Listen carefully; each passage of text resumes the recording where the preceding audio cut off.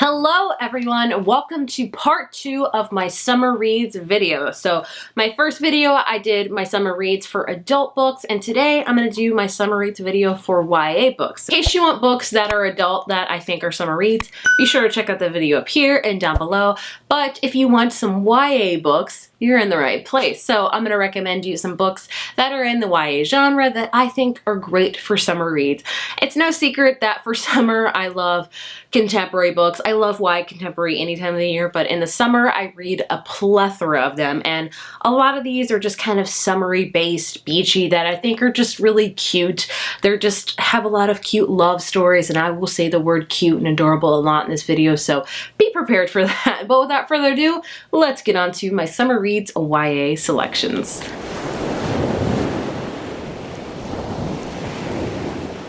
The first book I want to talk about, I mention it in every summer reads video because it is like one of my favorite summer books ever, and that is Alex Approximately by Jen Bennett. This is my favorite book by her.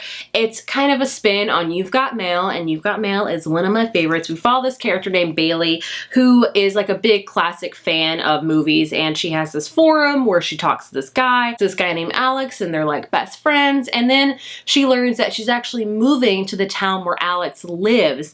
And she doesn't tell him this at all. She just moves there, and it's like kind of a coastal beachy town in California.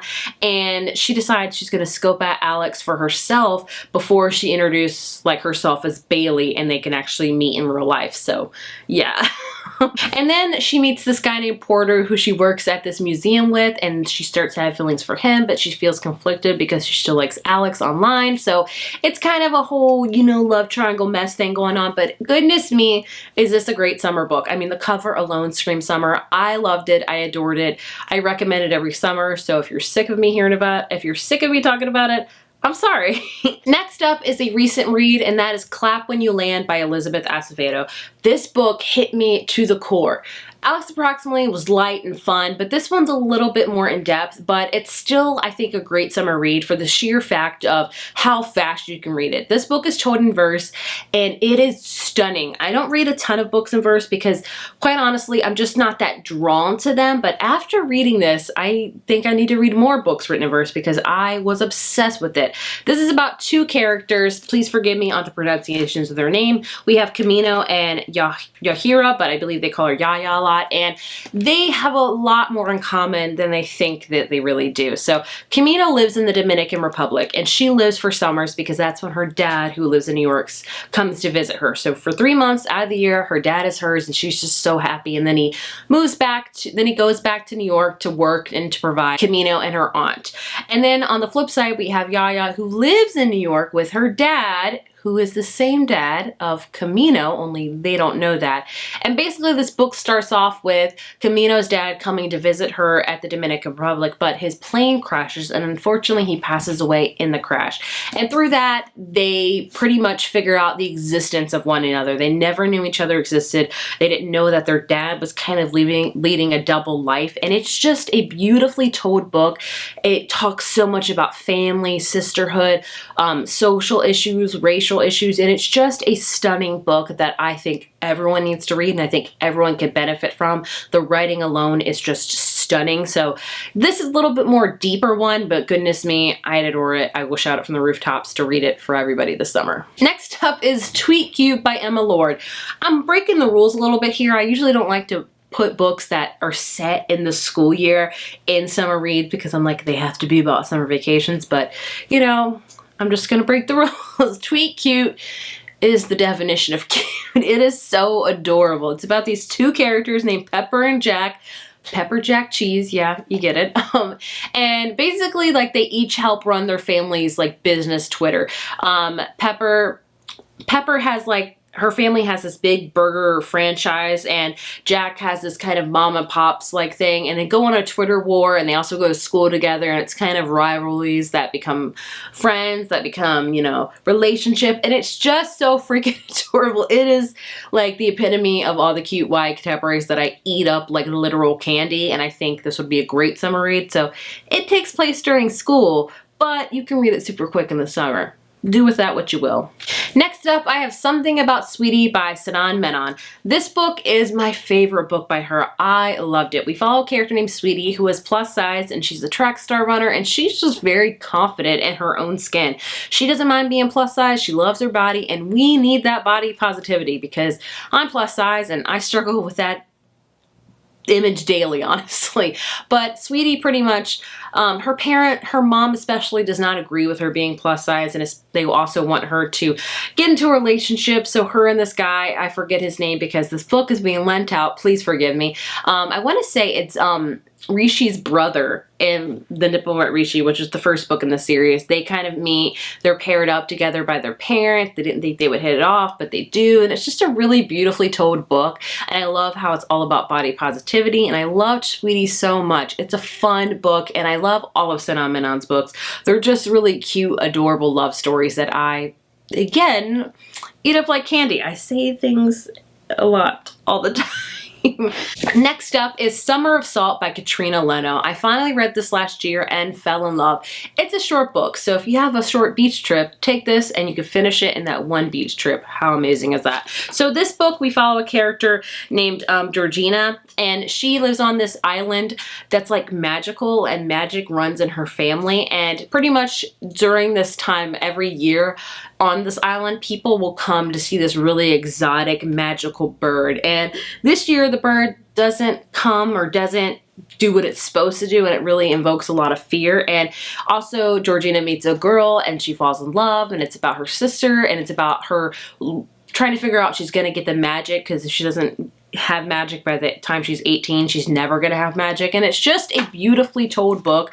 That this one is a little bit more in depth, like Clap When You Land, but it's still such a beautiful book about family, about love, about magic, and about summer. Goodness me, this gave me all the summer vibes. I have My Calamity Jane by Cynthia Han, Brody Ashton, and Jody Meadows. Please forgive me, I'm currently reading right now. That's why the dust jacket is off. This is their third book in the Janie series, and I love them. They take famous Janes and kind of give them a better spin, more fun one. This one is obviously about Calamity Jane. We also have Annie Oakley in it. It takes place in 1876, of course, in the Wild Wild West. We have werewolves in it. It's just a fun book. I really recommend any of their books for the summertime. Maybe not the second one, My Plain Jane, because that's more like kind of fallish, kind of spookier, if you will, but they're just funny. Like if I want to have a fun time and laugh a lot while reading a book, I will always pick up one of theirs, because the way they just write together is just, I think, effortless, and it's just hilarious. And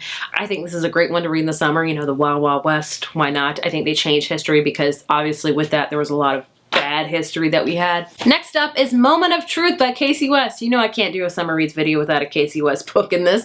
I love Casey West. She is also the definition of really cute YA contemporary books. This is her recent release, and I really enjoyed it. I wasn't expecting to, but I really liked it. It does take place during the school year. Sorry to disappoint you, but this is about a character named Hadley, and she's like a swim star, and she's very organized and meticulous in her life and does everything proper. And then one day this guy kind of crashes her swim meet. It's this famous actor named Heath Hall, or it's a guy in a mask that has Heath Hall, like the mask is of Heath Hall. Bear with me. The plot, like when I first read the synopsis, I was like, what? But the book's really good. It's basically about she's trying to find who this Heath Hall impersonator is, because he ruined her swim meet, and she's determined, and then she finds another guy during this, and they have a relationship, and it's about her opening up more and not being so rigid. And it was just adorable and cute and all the adjectives I say all the time already. But any Casey West book will do in the summer, because she writes stinking cute books. There, I said it. Next up, we're gonna break a little bit out of tradition here and go with kind of a fantasy book. A Song Below Water by Bethany C. Morrow. I read this recently, and it is a fantasy book, but I would say it's almost like a contemporary read, and it was a really beautiful read. So this book follows two characters. Please forgive me, I forgot their names because I have a horrible memory, but basically one of them is a siren, and it's really frowned upon to be a siren, and a lot of black women are sirens in the world, and we follow a character that's a siren that has to keep her identity concealed because she doesn't want to be known as a siren, because they are come under scrutiny, will get killed. And then one day a girl that gets murdered it actually turns out to be a siren and the world kind of goes into an uproar. We also follow her best friend who plays a mermaid in this Renaissance fair, but something's happening to her and she can't figure out exactly what, or what she is. And it's about their friendship and sisterhood because they're best friends, but they call each other sisters. And it also talks a lot about the injustices in this world right now, the Black Lives Matter movement going on, and it talks a lot about that. And I think that's very important to read now and forever. And forever, honestly. And it's just a really impactful read that if you love siren stories and contemporary stories that are really steeped in some fantastical elements, and with the sirens and other entities like that, other fantastical creatures in it as well, that I don't want to spoil it for you, but I think this is a great summer read. And the cover, oh my goodness, I love the cover so much. I really enjoyed it. I think my favorite part about this book was just the bond these two girls had. It was stunning.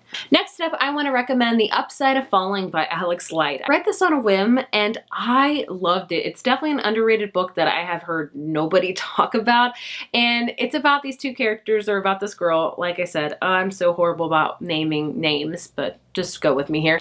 But basically it's about this girl that everyone kind of jokes on her that she's never had love and that she's never experienced love because she's kind of in her own bubble with reading and living life. And she's kind of happy. She's like, I don't need to have a relationship, because she's had a lot of traumatic things happen with her dad leaving, and she just doesn't really believe in love, even though she loves romance novels. And one day she has an ex-best friend confront her you'll never believe in love because you never experienced love, and da da da da. And then who should come up next to her is the high school star quarterback, and he just is go with it, and he kisses her and he's like, hey, this is my girlfriend, we're in love. And obviously the girl's taken by a storm. So basically it's about a fake dating. They both date each other. I think the guy's name is Brett, maybe, I'm thinking. I'm sorry, I'm horrible. But they fake date and they become friends, and eventually you can guess what happens. And it's just really cute. It's definitely a mushy gushy, just adorable book, like those type of books where when they hold hands you squeal a little inside. That's the type of book this is, and I loved every second of it, so I would highly recommend it. And the last book I want to recommend is an anthology, and that is Hungry Hearts. I read this last year and I loved it. This is 13 Tales of Love and Food, and it's edited by Elise Chapman. It has S.K. Ali in here, Ren Chupeco, Sinan Menon, just a whole bunch of authors, and each story is kind of about food. And I love it also as well because it has this map in the front, and it's called Hungry Hearts Row. So each story is told within a restaurant or store of one of these, because it's kind of like a magical place for food. And I loved all of the stories. Definitely one of my favorite anthologies I've ever read. It's just, there were some that were kind of fantastical. There were some that were just cute. I was learning different cultures. It was just a fun read. And it's also going to make you really hungry, so just be forewarned about that. And there you have it. Those were my YA summer recommendations. I haven't been reading a ton of YA contemporary this year. I think that shows because some of the books I showed you came out last year. But I need to read more, and I want to read more. So hopefully next year I'll have even more YA summer recommendations for you. But I hope you got something from this, and maybe you found a book to read at the beach or the pool or sitting in front of your AC, which is what I will be doing. And have a good time reading in the summer. So if you have any other recommendations for YA summer books, please leave them in the comments below. Thank you guys so much for watching, and I will see you in my next video. Bye.